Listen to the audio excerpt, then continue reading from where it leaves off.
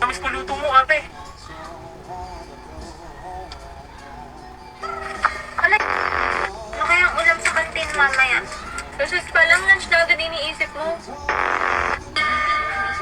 Pupupalin siya. Bibigyan ka ng discount.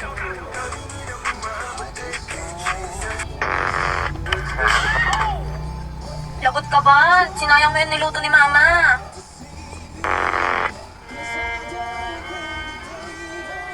Boom, bading deserve. Utang ina mo, marinig ka ng nanay.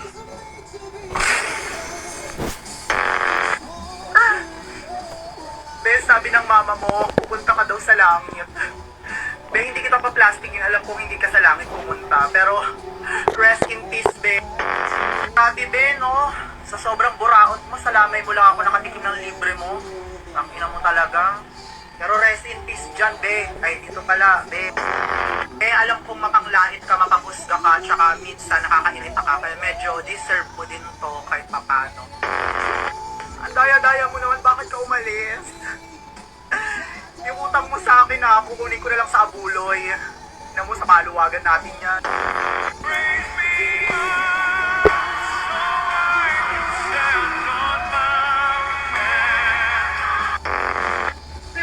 Oo, baka gutom na sila. Inaantay yung luto ko. Ah, ganun ba? Sarap pa naman luto mo. Sorry, hindi na yata ako makakasali sa laro mamaya. Bakit anong nangyari, Be? Hahatulan na kami. Okay na to. Ready na ang pagkain. Ayun na yung executioner. Paalam sa inyong lahat. Huwag niyo akong kakalimutan.